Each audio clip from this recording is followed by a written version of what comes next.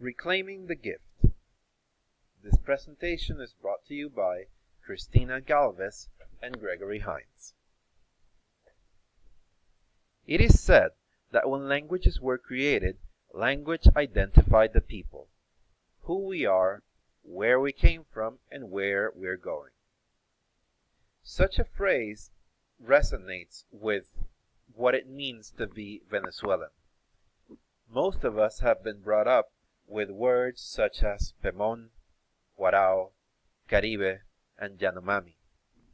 However, despite the fact that these words discuss or are words that we can relate as Venezuelans and identify us as Venezuelans as well, all of these words talk about people, they talk about tribes, and above all, they talk about culture. A culture of our Venezuelan Native Americans. This study, however, focuses on the Navajo tribe.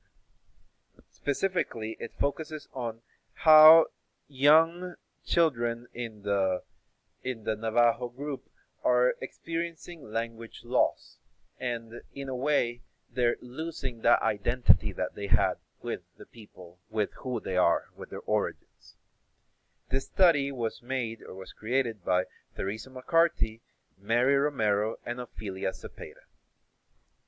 Before the English or the European colonization process, there were around 300 to maybe 500 different languages being spoken in American and Canadian soil. This number has been brought down to a staggering 34, which are the only languages that are still being currently acquired and being used by people, mostly by youth. This study, in a way, reflects how language loss is occurring in the different groups. However, it also may discuss language shift as well. So these two concepts are actually quite different. Language shift reflects upon when you have two different languages, having one being more influential perhaps than the other, or more dominant, and because of its influence, it ends up replacing the other language. Language loss, on the other hand, is the detriment of language skills that people may experience through time. So this study discusses how youth members of the group are experiencing language loss and the reasons why that might be happening.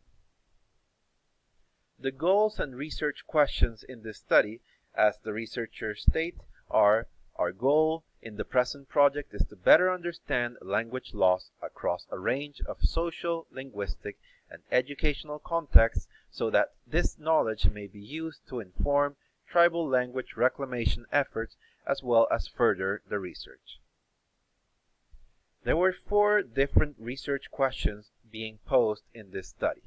The first one: what role does native language play in personal, familial, community, and school lives of Native American youth? The second: how do language loss and revitalization influence how well Native youth perform in school? The third: what can we learn from Native youth and adults? What might inform tribal language revitalization efforts? And the fourth: what are the lessons for state and national language planning and policy? In terms of data and method, the data was collected using an ethnographic way of collecting data, which this is a method that mostly bases itself upon qualitative research. However, they can also be using data like specific quantitative aspects to ensure that the data has been collected properly. So the way how it's collected is mostly doing interviews. So they conducted 190 interviews, 144 to adults and 46 to youth members that are currently going to 5 different schools, and belong to the years of 4th grade all the way to 12th year. Researchers intended that these interviews showed what they understand as counter-narratives. These are perspectives not only from a socio-political point of view, but also from a personal angle. That means, how do members of Navajo community experience this language loss and language shift beyond the possible assumptions that can be made from the outside or from an official perception?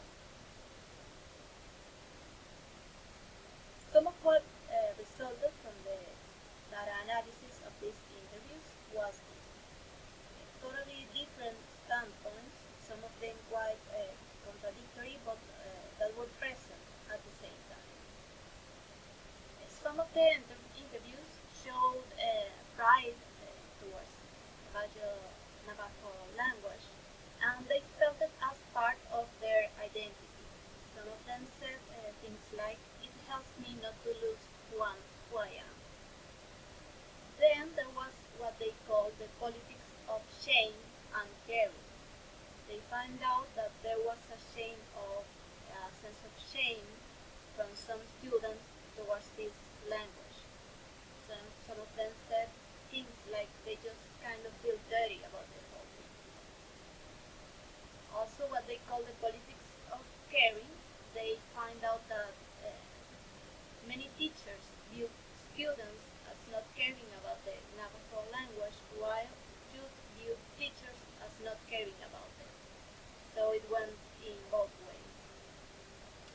And also there was the thing about racist to our language ideology. So some older people will encourage English so the youth, can make it into the white man's world. Like it would be easier for them to manage themselves in a world that mostly speaks English or standard language. This is a piece of one of the interviews. This was said by Jonathan, a Navajo teenager.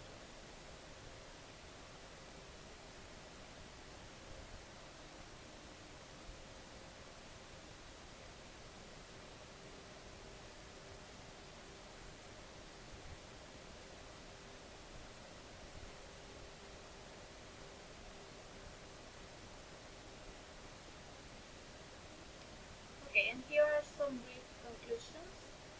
Researchers conclude that the sense of pride and identity of Navajo people towards their language coexist with other standpoints within the struggle of this community to preserve their language. The authors suggest that promoting more spaces for adult-youth dialogue and interaction could aid in the process of re-education, helping the youths reclaim their connection to their language and their heritage, and reasserting their linguistic self-determination as an inherent human right. We have a couple of questions for discussion. First one is, could you point out any situation in which you have perceived attitudes on your part or from others of pride or shame concerning one's own language or way of speaking? And the second one is, how does Venezuelan Spanish makes you feel identified or connected with your common Venezuelan origins? Do you feel it guides your individual identity?